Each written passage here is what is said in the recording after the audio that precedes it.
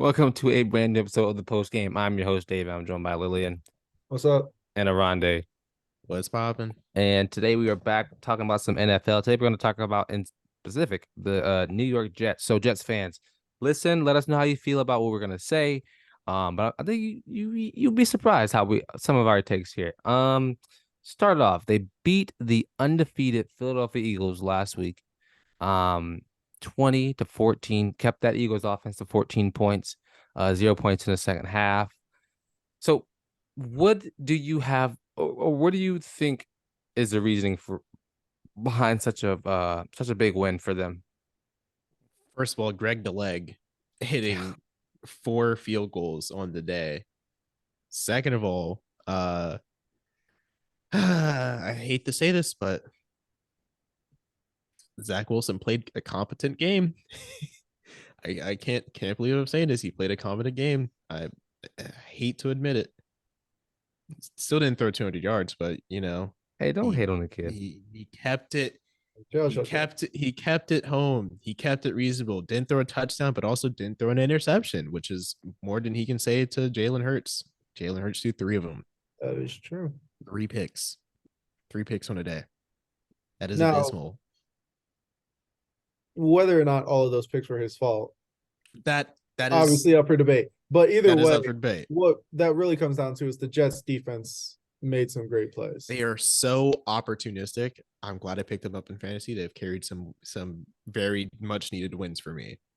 Though I will say the last pick was definitely Jalen Hurts' fault. He lost them that game. Oh, yes, that absolutely.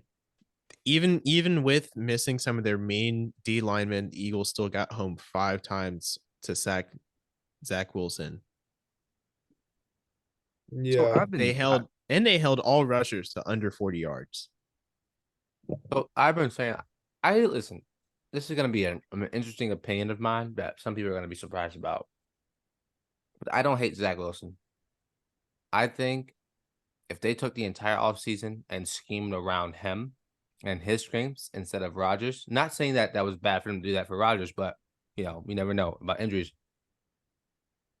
But they had the entire offseason to get that offense, to get that team circled around Zach Wilson. I feel like they would have they would have at least one more win this season. I think that team is defensive heavy, and we knew that coming through the season that they were going to be a really good defensive team, and they have shown that they are a really good defensive team, and I'm very much so impressed about that. And their offense, as long as Zach Wilson can keep the ball protected and not throw any just ducks in the wind, they'll be fine. I mean, if they can establish their running game, they will be a good football team. I understand that Rodgers is down, and we don't know what's going to happen there. And I'm not going to speculate about his voodooism that he's doing, because if he comes back this season, he will hurt himself again, and his career will be over. He's already walking with an elevated heel, so he can stress his Achilles. he was passing the ball. He was out on the field. He was out there throwing like an old head. What are you doing, bro? Complaining about being hurt. Diamondbacks just walked it off. No way. Yeah, mine is delayed. I see bases loaded. Oh shit, my bad.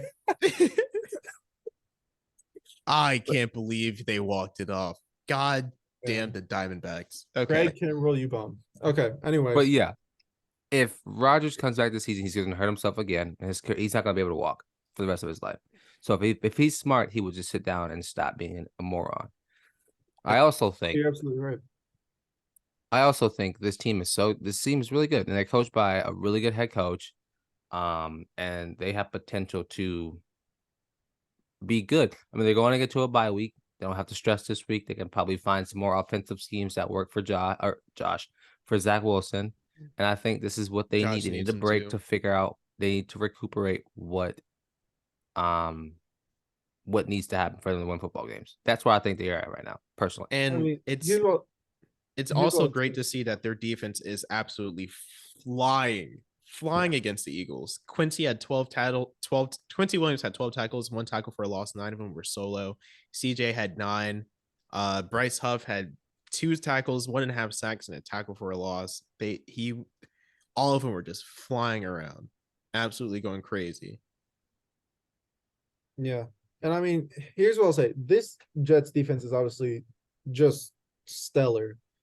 I disagree with Davion. I do not think scheming this offense with these weapons around Zach Wilson makes a difference. I think that the offensive weapons on this team go Breece Hall, Garrett Wilson, and that's really it. Dalvin Cook has been bad. He's been bad this year. Allen Lazard's a decent wide receiver too, but other than that, there's no weapons. I think Rodgers is what was ever going to make this offense work. And Zach Wilson just doesn't actually have the tools to have an offense schemed around him and succeed. He also gets a little scared of really good defenses. He does. Oh, for sure. Actually, let me rephrase that. Bill Belichick has bullied him into being a good player. The only way you learn through hardship, do you not? And he's been bullied all of his career. I think that's worth something. As much as it pains me. I just think that bullying works. People like killing him and calling him trash is like a little premature and a little harsh. I know last season, his rookie year, they had some dysfunction going on with the Jets organization. They've always been a dysfunctional organization. And so I just think they should be patient with him and give him some time. I mean, we know it takes 3 years for a quarterback to really develop for the most part in this league. So if anything, if he sucks after next season, then cut him. But right now, he's still sustainable. I'm not saying he's top 10 or top 15 or not even top 20. But as long as he's in the top 32 in the National Football League, he's a good quarterback, right? Yeah, I do think it is definitely important to remember, like, you've got maybe 12 to 15 quarterbacks that can actually lead a team and be a net positive. Yeah. Like, there's just not that much talent at the position. And Zach Wilson, he's serviceable, which is the best they're going to get right now. And it's honestly all they need. Pretty much. So, what do you guys think? Like, where do the Jets go from here? Do they compete for a playoff spot? Do they compete in that division? What happens here? They can, at minimum, compete in the division because the Patriots suck. So I can give them the third spot. Yeah. The Bills are human.